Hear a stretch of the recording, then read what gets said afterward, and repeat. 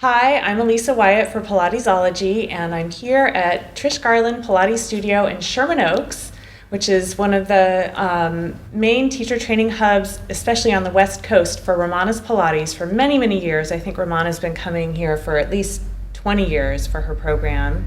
And Cynthia Lochard, who I'm interviewing today, has been coming for many years as well. Since about '08. Okay, so quite a long time. And Cynthia is one of Ramana's Pilates' highest leveled teacher trainers. She's one of only 4, I think, at your level in the teacher training program there. And she travels the world for several months a year teacher training for Ramana's Pilates. But Cynthia is actually stationed and located, has a studio in Sydney, Australia. And what's the name of your studio there? Cynthia Lochard's Pilates Method Studio. Cynthia Lochard's Pilates Method Studio. So if you're looking for teacher training in Australia or thereabouts, she's the place to go for sure. So today, Cynthia, I have a lot of great questions for you. So many wonderful things to learn because Cynthia started her training with Ramana as a young dancer in 1976, I think it was, which is, as you can... long time ago. But I think I wanted to start out by just asking, before we even go into your history, it's been a long time since 1976, and I imagine you have maybe even the vaguest memories of your first few lessons, but what has changed about Pilates since that time? What would you say about the state of Pilates now versus what it was like when you started? The number of people doing it. For sure. That's pretty much the main thing. There's so many studios just in LA alone, like driving up and down Ventura Boulevard. There's like everywhere you look. Everywhere. Yeah. There's one across the road, one down the road, one we went into the CVS. There was one in that shopping center. Wow. They're everywhere. Yeah. And that's really different because back when I was doing it, I think, in my mind, I think Ramana's studio was one of the only ones I knew about in Manhattan. Certainly was where we all went wanting to learn Pilates, or where we were sent. As a dancer. So how did that start for you? Did you have an injury like many dancers come to it? What happened? I had a teacher who used to be a soloist with New York City Ballet, and she was intent on her students getting jobs. And so she encouraged us to do all things, everything that we could to better ourselves and to prevent ourselves from being injured, or, you know, some of us were tighter than others and needed to develop more extension and all that sort of thing. So she encouraged us to do Pilates and to get Rolfed, which is something I didn't ever do. I wasn't really into pain. Everyone was coming back like emotionally broken down. I thought, maybe I'll stick to the Pilates. Yeah. But that's how I got into it. So did she tell you where to go, or did you guys find Ramana yourself, or how did that happen? Yeah, everybody knew about Ramana because Paul, her son, was in the company at the time. He had just left, I think, and Suzanne was still in the company. And Suzanne was her daughter-in-law. She was married to Ramana's son, Paul. So it was a small community, and everybody knew. A lot of people worked with Carola, who were with the company. Carola Touriere is another teacher who was close to Joe and was around and had opened her own studio. Yeah. And so I never went to Carola, so I don't know why a lot of the dancers ended up seeing Carola, but I ended up with Ramana. But that's how everybody was just doing things, and they were, that's where you went. Very cool. And do you remember anything about that early experience with Pilates? I hated it. It seems common. Because it was extra work. Yeah. It was just more work, You were doing so many classes. Yeah. And everything else. And then, you had to add this on. So I used to go really early in the morning. And the one time I decided to get myself a bicycle in Manhattan and sort of ride to the theater rather than take public transport was going to Pilates, parking it outside of that studio that was on 56 between 6th and 5th. And it got stolen the very first day I had it. And it was at Pilates that happened, so. That happened to me with my first another bike. memory. Yeah, my first bike in New York got stolen the first day I rode it somewhere too. I thought it was so secure, and no, not at all. So that only happened once. But it was great. She had a couple of great teachers. Rodney, I don't remember his last name, was one of them, and Patrick White was another. He was scary to work with because he was really intense, very strict. He worked us really hard. And Ramana was always a little scary because you knew she had such a great eye that you couldn't get away with anything. But most of the time, when I went, she would be sitting at her desk doing the business, doing the paperwork, which is a way that a lot of people have not seen her in the latter part of her life. Yeah. But she was doing it all. She was quite the multitasker, which is something she taught me when she used to come out to Sydney and I started my business. Because I'd forgotten that about her, but she was able to sort of watch me run around like a maniac, and then just before I'd put her on a plane, she'd say one or two things, and I would go, oh, that's helpful. Wow. Oh, that's what I shouldn't be doing. Right.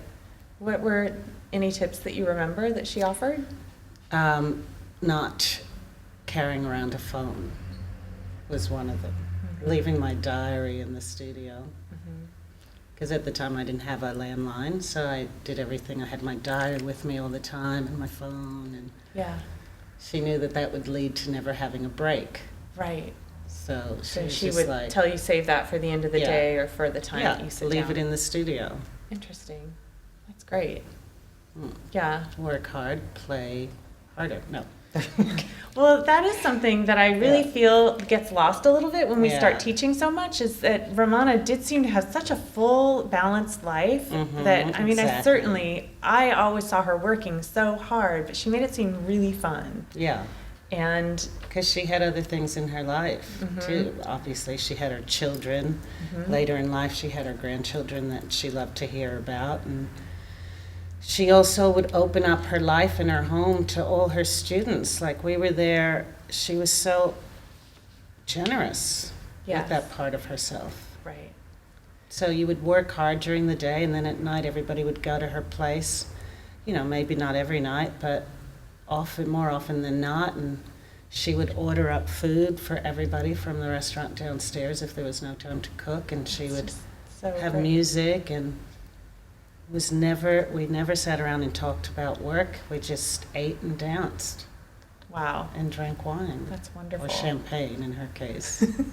Yeah, it was. It was really nice. Very special. Yeah. And were her kids around then too, or was it? Shari was at that time. Paul had already moved to Texas, I think. So Shari was around quite a bit. And Daria a little bit. Daria was just starting high school, I think. So she was probably, more involved with her own friends and things. Of course. Wow. What a special time to have been around for all of that. And so how many of you and your dance friends stayed or are kept going to Pilates? How long did that kind of go on for? Well, I didn't go with my dance friends. I was there. We all continued throughout our career. I mean, Pilates was something that was a big part of our lives. Right. With everything else we did. In fact, City Ballet, there were so many of us doing it at one point that they bought a reformer, and we traveled with it. I remember having it up at Saratoga backstage with the crates. Wow. But I was the only one using it, myself and Stephanie Saland. We were the only two people that would go back there and utilize it. Wow. But I remember that. I remember that taking a reformer up with them. So the dancers, they were around throughout their careers, in and out of the studio. But when I went, would go just on my own. Right. because everybody had different schedules. Yeah. So tell us about how you decided to become a teacher. I know that it's something that really, like, for me, it was like, that's what I'm supposed to be doing. It was so kind of like hit me over the head, but I don't know if it's that way for everyone. It was for me. Mm-hmm. It was definitely that. It was definitely something that I knew. Well, when I left New York, I moved to Sydney. Mm-hmm. And I won't get into the personal reasons why or how I got there, but I ended up in Sydney. And one of the things that I thought for sure I would get a job as a dancer. In Sydney? Yeah, which didn't happen. But I was never that worried about that because I thought, well, if that doesn't happen, the other thing that I would love to do that I know that I do well and am passionate about was Pilates. And I thought that I could maybe bring a machine over and just start doing the work, or find somebody over there that was doing it, which wasn't so easy in the end, that part of it. Yeah. Or I was also at the time working, doing some white cloud.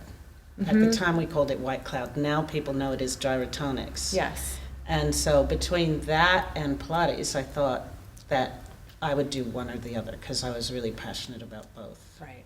Movement. So I wasn't really too worried about the outcome of my life, leaving and going so far away. Mm-hmm.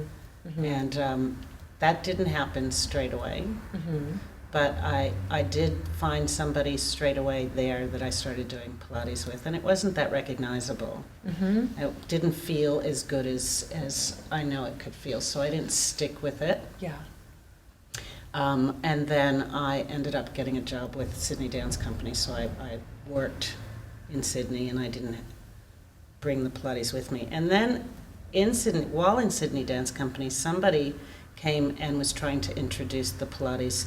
They wanted to use the space. Okay. Right. There. Right. So they were trying to introduce the Pilates to the company and have the company sort of fund putting up a space for them to perform it. So I was the only one in the company that knew anything about it, and I was like, I know this. I know this. So I kind of lobbied for it to happen, and a studio was eventually opened on the premises. Mm-hmm. And so, of course, I started doing the work with them again, and then it was Rael Mm-hmm. who set that up. Uh-huh. Some of the students that he had trained in Australia at a college called McDonald College. This is And so- Rael, how do you pronounce his last I name? don't know. Iskowitz, I think. Yeah, Iskowitz. Okay. And so he came out, after they had set the studio up at the dance company, he came out and I had a lesson with him. He tried to convince me to work for him in that studio. And I never did because I was dancing. I had a career. So Right, right. I wasn't interested then, but then I had children and it became very difficult to raise my children and perform at night. And at that point I was a single parent, so I had to try and do something else with my life. And so Pilates And was still there. Pilates was still there. Right. I didn't remember it was there quite as deeply as it was. Yeah. I had just completely, my past was drifting so far away. Yeah. So it kind of helped me come back to myself, really. Yeah. It was my sort of That's a savior. really cool thing to hear because I feel like that it's an ongoing topic that I see coming up over and over in forums and discussions and things like that. People start talking about, well, is Pilates a philosophy of life, or what is it that it sort of lifts people up? Yeah. You see it a lot. It's a lifestyle. It's part of a life. It's part of your life. It's a lifestyle. It's sort of, it inspires. The work in itself is kind of uplifting in a way that it just gives you strength to do all the things that you need to do. Yeah. Somehow. Yeah. I think So that's a great way to put it. yeah. It gives you a strength that makes other things feel easier, Yeah. but it's a very uplifting, not like I had to work Physically so and hard. emotionally. Yeah. It's just. It just makes sense. Yeah. Common sense was another phrase. Common sense. Yeah. We were talking about the fact that Ramana and the word common sense came up a lot in learning, and how organic that all was. And talk about, okay, so when about was it that you started thinking, gosh, maybe I will take Pilates to to Australia. This can be my thing. Well, I was already in Australia. Right. And I decided I needed to have something to do. Yes. And so I sat down, I made a list. I didn't know what I was going to do, because up until that point I had danced my whole life from the time I was 4. Yeah. And fortunately I was successful at it. Yeah. And I could pay my rent doing that. And Have a long career. yeah. So I had to sit down and make a list. And in making that list, Pilates came up, and I went, oh yeah, I loved Pilates, I know Pilates. So I started to research where I could do the training, and I looked around Australia and called a few places, and they weren't very friendly or forthcoming with information. It wasn't very easy. Mm-hmm. And then I thought, well, stuff that, I'll just go back home and do Right. it. And then so I researched that, and at the time, Sean was just starting to try and set up. He had ownership. Uh-huh. And this is, I'll say that it's Sean Gallagher. Yeah. And he and Ramana were partners at the time, or? Well, he owned the business, and she was it. Yes. Okay. Right? Yeah. So I guess they were partners of a sense. Right. He was the business side of He the was the partnership. business side of the partnership. And so I came back to New York, hung out with Mom, and did the apprenticeship. Did you out have of an purchase. awareness how it's special? like $1,000. Wow. Holy cow. Yeah, the whole thing. And we did it as intensive. So you would go in, you would learn 12 days everything, 12 nonstop. days from beginning to end, and then you would just go and practice that. Wow. That's cool.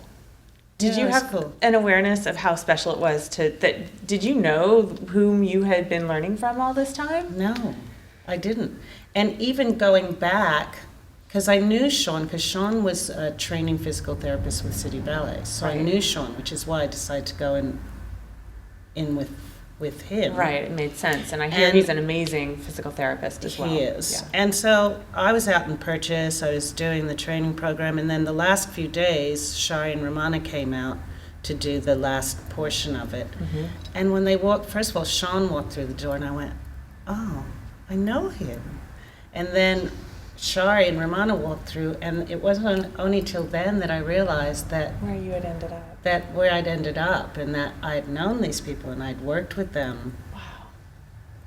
for That's so pretty- long in my youth growing up, and when I was living in New York. But having been in Australia and having kids and Yeah. not really doing any of the things that I was familiar with in my life, I forgot Yeah. what I was capable of. Wow. Yeah. That must have been pretty. It blew my mind, because it wasn't until then, too, that then the work just came back. So you had maybe been struggling a little bit, and then it was just like, oh. Well, I was really out of shape because I had my second child by then. Mhm. Well, he was only 3 months old, so Whoa. I was kind of like, yeah, struggling. Yeah. And then when I saw them, it just, all of that melted away, and the work just came right back. It really was That's really that cool. quick. And so you had just finished the end of the intensive part of the training, and No, it was during the intensive. So Okay. somebody came and started the program, and then they came and you completed it. completed it. And then did you do apprenticeship with them after hours of Mhm. observation? And you just went to the studio on Just went to the studio. I was there, because of my training. I was there from I would arrive 15 minutes before Shari and Ramana, which was I think at the time they would arrive at 6 or 7, and I would stay until 8 o'clock at night. Mhm. They left around 1, and then Mhm. I would just hang out. And then a few weeks after that, Ramana, I was doing a workout with this guy, Peter, who was with Martha Graham. Mhm. And Ramana passed, and she went, "You're certified." And it was so soon, and that wasn't the process. So instead of sort of going, "Yay, I can go home now," I was not sure Mhm. that Did she mean that? meant, yeah. So I just hung out for another month and a half, because I was too afraid to ask her if it was true or not. But I'm glad I did. 'cause You I finally learned a asked? lot. Yeah, she was like, because finally I was like, my son's so young, I think I need to go back home now. She was like, what are you hanging out what for? have you been waiting for? That's really great. That's pretty amazing. I've seen lots of people that Ramana instantly trusted. Yeah. And with the work, with what their understanding of it, but like we started this part of our conversation, it was really about recognizing that someone had the common sense to, even when there were things that they didn't know, because you really learn you get all of your knowledge from years of being with people and all the different things they bring. And I don't know, I wanted to hear how you saw that happen. Did you feel like you understood right away, or did it develop? No, I think it developed, but I had done the work for so many years before that it was really in my body, and she could see that. That's what I think. And then the rest, she also trusted me because I just have the kind of personality I have. I'm very disciplined from all the dancing, and I have a lot of integrity. Mm-hmm. And so she knew somehow that I would do things in their time. She just had a certain trust, I suppose. Mm-hmm. And I would never do, when I came back home, I was kind of freaked out because I was like, I hope I don't do the wrong thing. Mm-hmm. And I was so far away, so there was nobody else that I could really work with or go to or refer back to get information. But there was not anything I wasn't sure of, or I didn't remember, or didn't understand in my body, I wouldn't do. Mm-hmm. And over the years, I would come back, or I'd have her come out for a visit, and I would learn them. And then as the years progressed, I kind of got it. Yeah. So what would you say to a new instructor nowadays? Like, well, what I say to them, I get really... See, nowadays, back then, after you did the program, even before you got hours, you taught straight away. Yeah. That was the first thing you did. And you taught people who had never done it. Mm-hmm. And you learned to trust yourself. Did you bring friends really with you? Is that the people you found? You taught, the studio gave you clientele. Got it. And sometimes Ramana would have you work with somebody next to her, and she would say very little, and then later on she might do something in your lesson that made the penny drop, or she would help you and say something if she really needed to, and so you learned that way. But you were put on the spot straight away, so you had to know how to communicate the work. You had to take responsibility for it, and I thought that was a great way to learn. We didn't have apprentice meetings. There weren't any rules or regulations. Of course, the work was what it is, and within that frame, you just learned yourself, And so if there, like I said, being so far away, if there was something, I would either call her or wait till I was back in the States. There was so much material anyway that I was confident with. Yeah. It wasn't like anyone was going to miss out. And today, people are getting so much information. I don't know if it's because the age that we live in, they feel that they're not getting their money's worth if we're not providing them with all of these workshops and seminars and but it's confusing them almost. They're not really taking responsibility themselves for what they know innately. That's true. They're relying on the rules and regulations, or they're relying on your knowledge and your experience to think that that's going to make them any more than what they already are. They're not trusting themselves enough. Maybe because we're not giving them that trust, baton. confidence. Yeah. I felt there was something you said the other day in the continuing education seminar that reminded me of something that I see a lot at different seminars, which is that the way yours runs is there's a workout and there's a doing the work to understand the work. And a lot of the seminars I go to, there's maybe one person that is on an apparatus or being used as a demonstration, and you never move, and there's a lot more words. There's a lot more words. There's a lot more, It's a much more intellectual practice than Yeah. it is physical. That's right. And that was Imagine something. how he would have taken that. Yeah. I mean, really. Yeah. You know, if you think back, I mean, unfortunately, I didn't have the pleasure of being around at a time when Joe was still alive, but I could only imagine from the people I know that were Yeah. and the work itself Mm-hmm. that just would not have No. I worked think, out. yeah, there's a real lack of physicality sometimes Yeah. that gets a bit lost. And I was aware of it years ago when we were doing conferences, which are great because it's a great network. It brings people together and they're fabulous parties. But, Yeah. you know, people ask, what do you want to teach? So you get all these great teachers in there and they feel the pressure of going, oh my God, I have to think of a subject matter. And they go, okay, Pilates for the elderly, Pilates for the young, It's the same thing. It really is. I went around looking at everybody's class and thinking about myself, what I was going to present. And it's the same thing. Pilates is just what it is. You teach it for the body that you have, regardless. The approach is the same, regardless of their age, their Yeah. abilities. You give them what they need. Yeah. So you're better off coming in and just kicking butt on the chair, or excuse my choice of words. I like but it. Yeah. You know what I mean? You're Yeah. better off just getting the work in your body, because what happens when you start teaching, you see at all these CPEs, is people go off, they're at their own little studio, they start to develop a clientele, and they barely ever get the opportunity to work out. So the work gets lost in their bodies.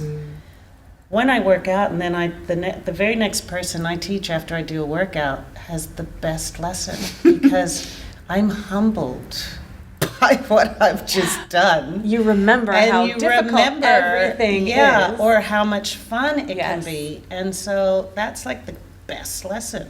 That's really great.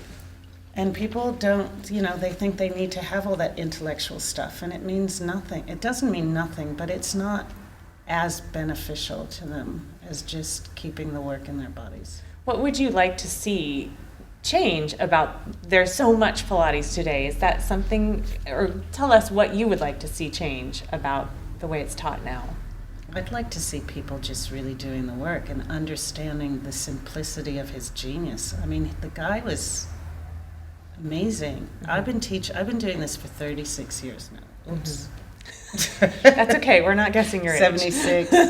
And I've been teaching it for since 94. Yeah. And I've been training teachers since 98. Mhm. And I would just love to see people get the work in their bodies. I see a lot of teachers today who even get through a program who just don't have any idea of what the work is or how it really feels.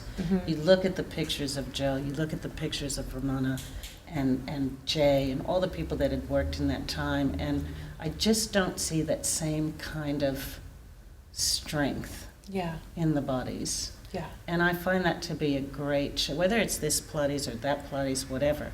I find that to be the greatest shame, because the work is truly genius. The guy was just amazing. You see so much. I mean, his understanding of the anatomy just innately. Yeah. It's pretty like- stunning. It's amazing. And this was at a time before there were physical therapists and books on anatomy and things like that. He developed something that's really, really special, and very few people are experiencing it, Yeah. especially teachers out there. Yeah. They just have not had the experience. Right. So you would It's a recommend shame. that people learn, work out. For real. Do it. Yeah.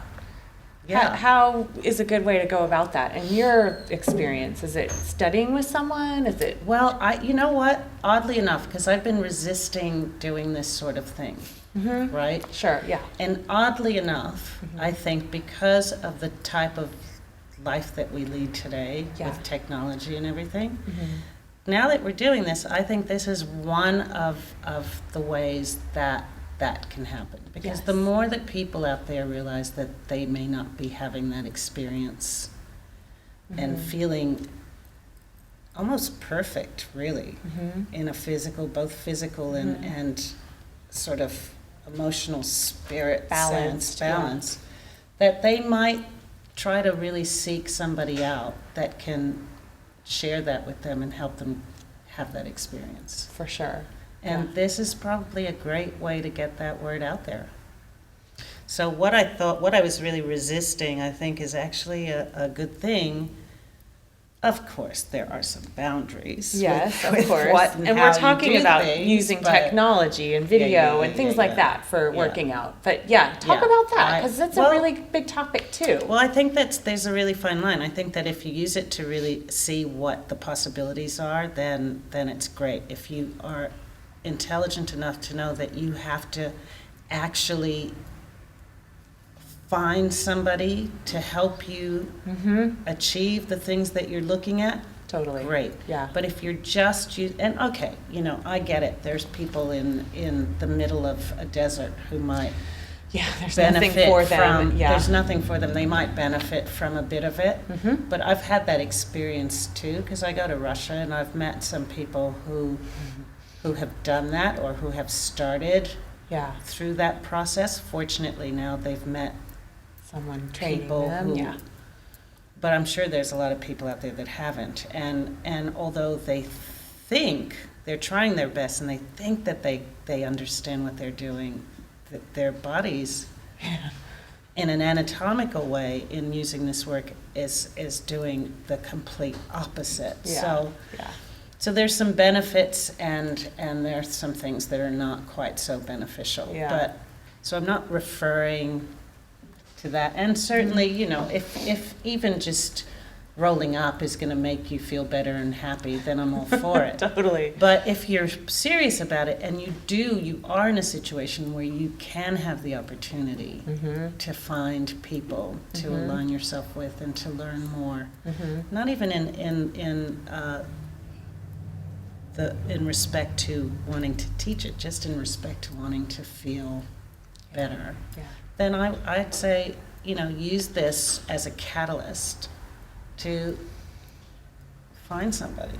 Totally. Yeah, so technology as a resource, not the only means. That's right. Yeah, and something that occurred to me that I resisted quite a lot with technology is that the thing that was so transformative for me is having a person actually physically present, looking at me, putting their hands on me. I think there's just so much pushing you. Yeah, there's so much to be learned and gained. I mean, there are lessons that I recall with Ramana that I felt like it was everything, sorry Mom and Dad, that my parents couldn't give me in 1 hour. And not every lesson was like that, but certainly there are times where you just really get something you need from having someone pay attention to you. So don't miss that. And there's something to be said about, opening up your body and the blood flowing through it and going into your brain and just really feeling uplifted by that and really feeling healthier. And that leads to a whole different attitude in life. And it can transpire into a whole other set of circumstances in your own personal life, which is what we were talking about in the first place. I think that's what does it. Boosting you up. Yeah. And certainly it's a great way to promote people in studios and things like that in businesses, and that's always great. We all have to survive. But, I think if it's about the work, then find somebody who can really share the goods with you, because there is nothing like it. I mean, after all these years of doing it, I still just see so much in it and learn so much. This work does not bore me. No, not one ever. bit. It just gets deeper. It drives me crazy sometimes, when you've been teaching people for years and then they get someone new and they go, oh, I've never done that before. I've never heard that before. And you're going, after all of my effort. But even that is a learning experience, because then you can turn that around and go, oh, okay, well, how can I change that? Maybe I'm repeating myself, or maybe I'm not. Maybe they needed to hear another voice. Maybe they need another voice, or maybe they need to stop hearing my voice when I'm teaching them, or something. Who knows? Everything can be turned into a learning experience. Right.